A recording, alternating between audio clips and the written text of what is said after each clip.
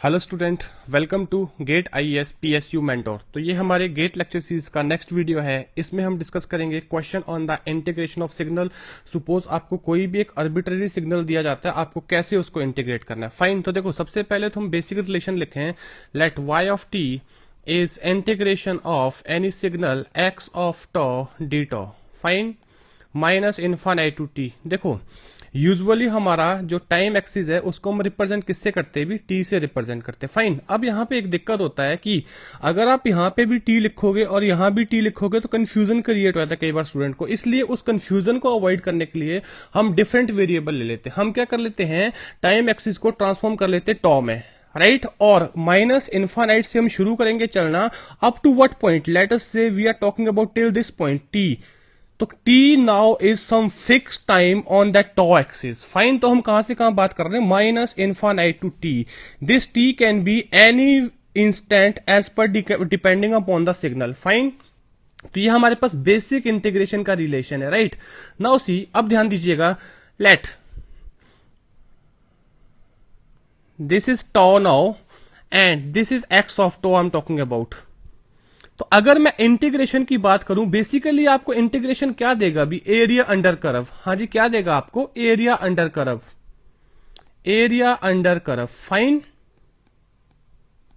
मतलब अगर मैं लिख रहा हूं y of t1, what does it means, it means minus infinite to t1 x of tau d tau. तो आपके पास इस कर्व का एरिया आएगा माइनस इनफाइनाइट से लेके कोई t1 हम एक इंस्टेंट ले लेते हैं, दैट वन। तो ये जो इस कर्व का इस इंटरवल पे एरिया होगा वो आपके पास वैल्यू आएगा y at t1। Fine, similarly if I ask you y at t2, तो आपके पास क्या बनेगा भी, minus infinite to t2 x of tau d tau. तो y एट t2 क्या होगा, the area under this curve. Fine, let us say we assume something like this, random signal any. Fine, area under this curve from minus infinite to t2 and t2 is our this, right. Now t2 is this. Obviously बात है, तो t1 तक area different रहा होगा, t1 तक area आपका क्या रहा होगा भी, this one area is up to t1। Now अगर मैं t2 तक की बात कर रहा हूं तो t2 तक एरिया क्या बन जाएगा आपका, ये सारा एरिया कहां बन जाएगा, t2 तक। फाइन, तो कहीं ना कहीं हम क्या बोलेंगे भी कि जो यहां हम एरिया की बात कर रहे हैं, एरिया ये किसका फंक्शन आ रहा है, area is function of time. हाँ जी, किसका फंक्शन आ रहा है, टाइम का फंक्शन आ रहा है। क्या हो रहा है, देखो जैसे ही मैं इस टाइम एक्सिस पे इंक्रीमेंटेशन करता जा रहा हूं भी, यहां ध्यान दीजिए, हाँ जी, इसमें मैं इंक्रीमेंटेशन करता गया तो आपका जो एरिया अंडर द कर्व है वो भी क्या होता जाएगा, चेंज होता जाएगा। वो इंक्रीज होगा, डिक्रीज होगा, वो डिपेंड करता है आपके पास कर्व किस नेचर का है, इंक्रीजिंग नेचर का है, डिक्रीजिंग नेचर का है। फाइन, तो इसीलिए मैंने यहां पे कमेंट किया बच्चों, area is function of time. It means y of t is equal to integration minus infinite to t x of tau d tau. This will give area, this will give area under curve। हाँ जी, क्या देगा, area under curve. और ये किसका function होगा, which is function of time. हाँ जी, किसका function होगा, which is function of time. Fine, तो जैसे जैसे आप टाइम एक्सिस पे आगे ऐड ऑन करते जाओगे इंस्टेंट को, आपका एरिया स्लाइसिस क्या होते जाएंगे, ऐड होते जाएंगे। एरिया ऐड या सब्ट्रैक्ट जो भी आपका फंक्शन का नेचर है उसके अकॉर्डिंग चलता जाएगा। फाइन, तो ये आपका इसके बारे में एक इंट्रोडक्टरी पार्ट था। अब हम इसके क्वेश्चन लेते कुछ कैसे आपको सॉल्व करना, बिल्कुल बेसिक से स्टार्ट करेंगे। लेट अस अज्यूम आपके पास ये एक्स ऑफ टी दे रखा भी, एक पल्स दे रखा है जो कहां से कहां एग्जिस्ट कर रहा है, 0 से 1 एग्जिस्ट कर रहा है। फाइन, आपको पूछा जाता है आप एक नया सिग्नल ड्रॉ करिए y ऑफ t which is integration minus infinite to t x of tau d tau. आपको ये सिग्नल पूछा जाता है, इसको फाइंड करो और स्केच करो, find this and sketch this. Fine, तो देखो,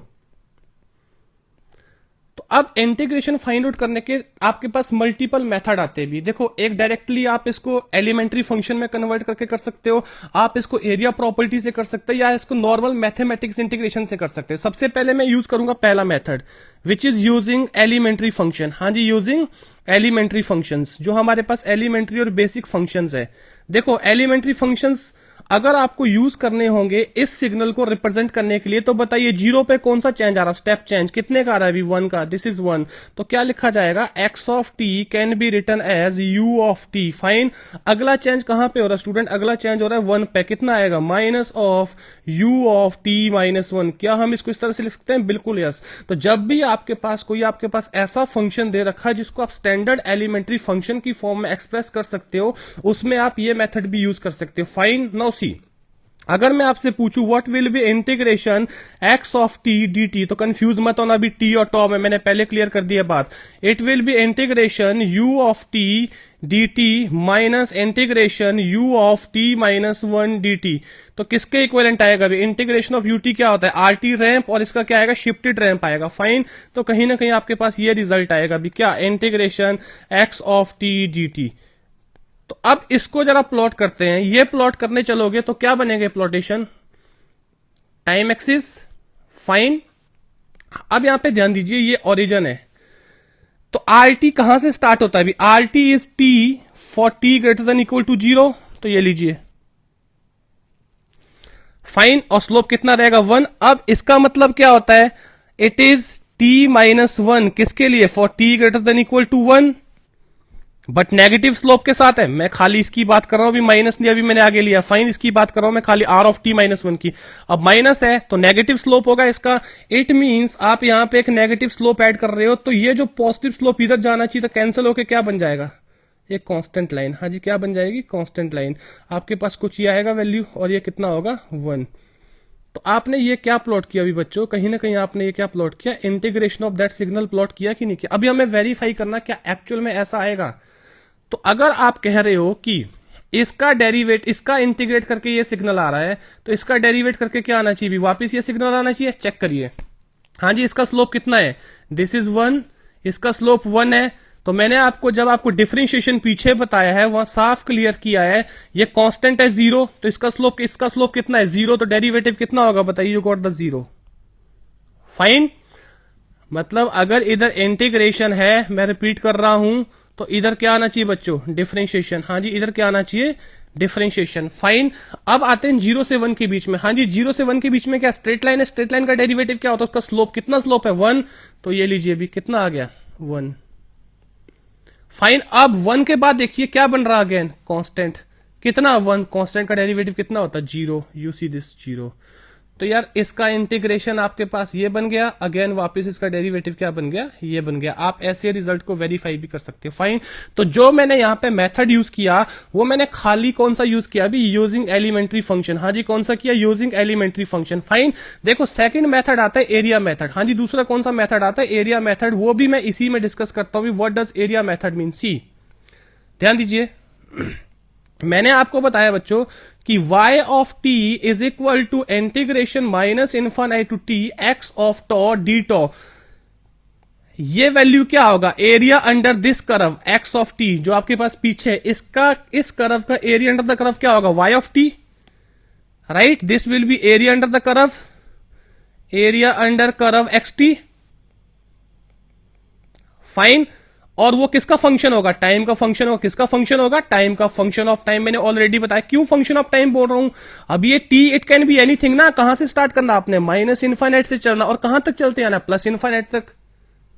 ये तो कोई भी वैल्यू होगा, और आप इस टाइम को चेंज करते जाओगे तो ये एरिया क्या होता जाएगा, पूरा फैक्टर क्या डिफरेंट होगा कि नहीं होगा, बिकॉज एरिया में हाइट इंटू विड्थ, विड्थ पे क्या आपका टाइम है, टाइम आप डिफरेंट लोगे तो एरिया में चेंज आएगा। फाइन। चलो चेक करते हैं इसको, वेरीफाई करते हैं इसको। फाइन। नाउ सी, अगर मैं आपसे पूछूं स्टूडेंट की यहां पे हम एक पॉइंट ले लेते हैं 0.5। हाँ जी, क्या ले लेते हैं, 0.5।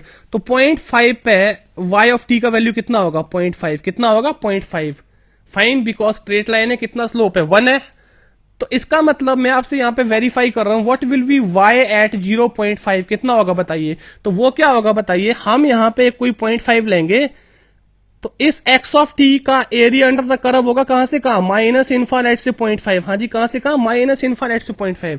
चलो 0.5 से पहले हम क्या करते हैं, एक पॉइंट यहां पे ले लेते हैं इस टाइम, 0 माइनस। हाँ जी, यहां 0 से पहले लेते हैं। तो 0 से पहले अगर आपसे एरिया अंडर द कर्व पूछा जाए कितना आएगा आंसर, 0। यार यहां पे कुछ नहीं है ना प्रेजेंट, नो, आपके पास 0 है फंक्शन, तो एरिया अंडर द कर्व कितना रहेगा, 0। तो वैल्यू कितना, 0 है। अब आप चलिए माइनस इनफाइनाइट से 0.5, बिकॉज आपको वैल्यू कहां पूछा है, y एट 0.5, तो ये क्या लिखा जाएगा, minus infinite to 0.5 x of tau d tau, मतलब आपको एक्स ऑफ टी कर्व का एरिया निकालना माइनस इन्फानाइट से 0.5। तो यहां तक तो ऑलरेडी कितना एरिया 0 है, तो अगर मैं इसका एरिया पूछूं आपसे, इसका एरिया कितना आएगा अभी, हाँ जी विड्थ कितना हो गया इसका 0.5 और हाइट कितना है इसका 1, तो एरिया कितना आएगा इस रीजन का, इस रीजन का एरिया होगा 0.5, हाँ जी कितना होगा 0.5, तो वैल्यू भी कितना आ रहा है अभी 0.5 आ रहा है। ठीक है, अभी काम खत्म नहीं हुआ। अब मैं आपको पूछता हूं what is value at y of 1, तो कितना बनेगा, integration minus infinite to 1 x of tau d tau, तो एरिया निकलेगा कहां तक, माइनस इन्फानाइट से 1 तक।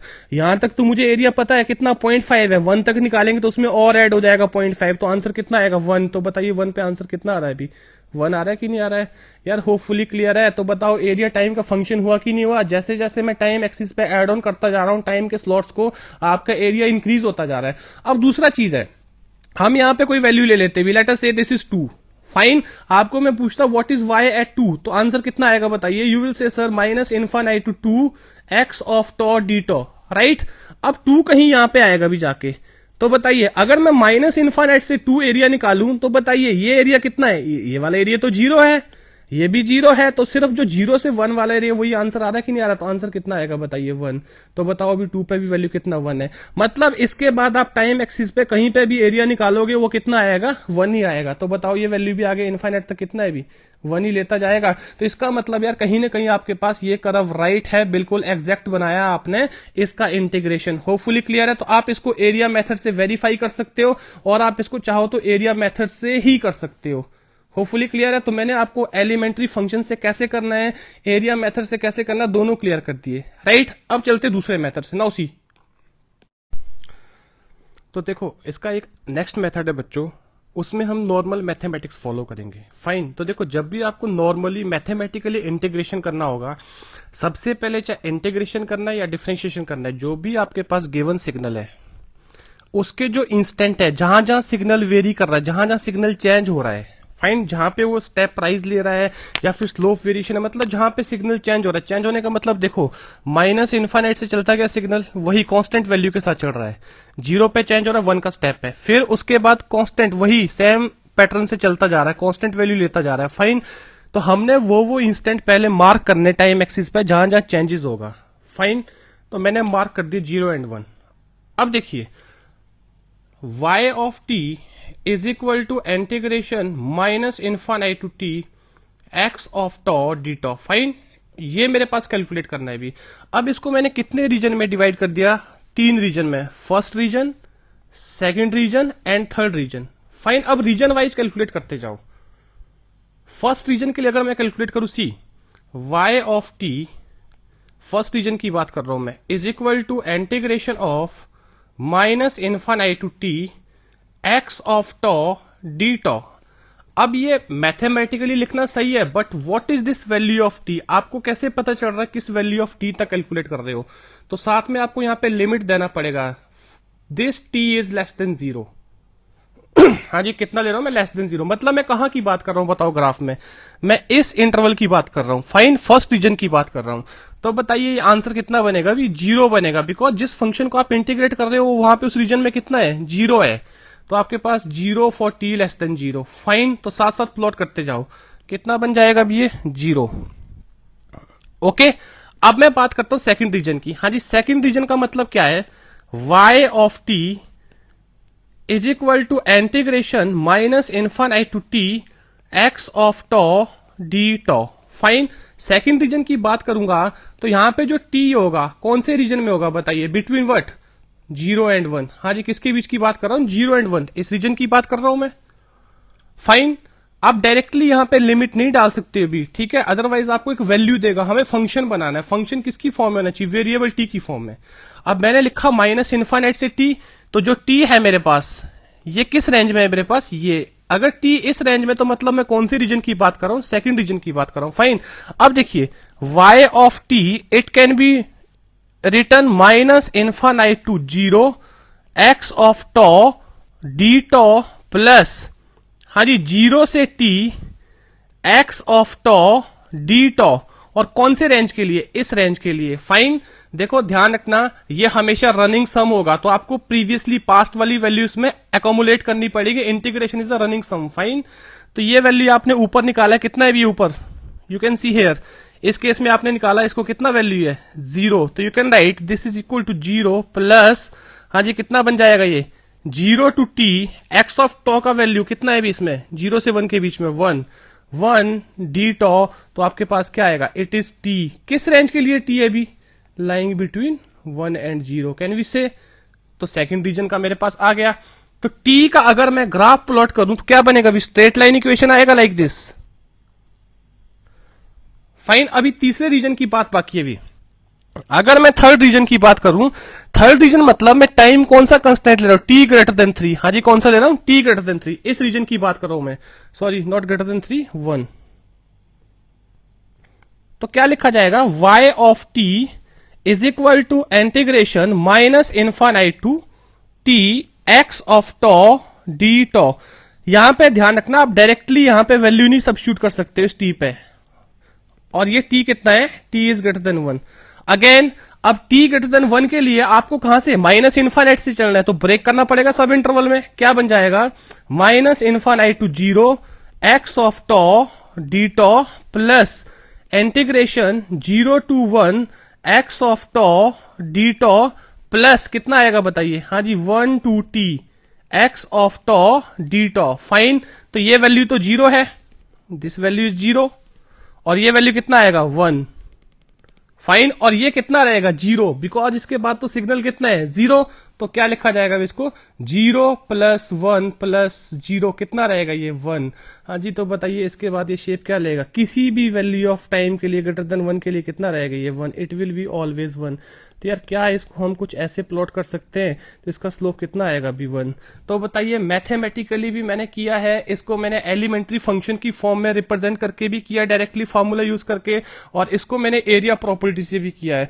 तो इंटीग्रेशन आप 3 बेसिक मेथड से कर सकते हो, या उस फंक्शन को एलिमेंट्री फंक्शन की फॉर्म में कन्वर्ट कर दो और डायरेक्टली पेयर के रिलेशन लगा दो जो यूनिट रैंप इंपल्स के आपस में होते हैं, या एरिया निकालो, जिस टाइम इंस्टेंट तक निकालना है वहां तक एरिया अंडर द कर्व निकालो, वो वैल्यू आपकी y ऑफ t की आती रहेगी जो इंटीग्रेशन है, फाइन। या फिर नॉर्मल मैथमेटिक्स करो, क्या करिए नॉर्मल मैथमेटिक्स में अलग अलग रीजन में डिवाइड कर दो जहां जहां फंक्शन वेरी कर रहा है, फाइन। तो मैंने first region, second region, third region में डिवाइड कर दिया और टाइम इंस्टेंट ले लिया। First region t less than 0, second region between 0 and 1, third region greater than 1, fine. और ध्यान रखना ये रनिंग सम होगा, एकोमुलेशन होगा, एक गलती मत करना यहां पे आपने लिया सिग्नल कितना है 0 है, आपके पास आंसर कितना आ गया 0 for t less than 0, fine.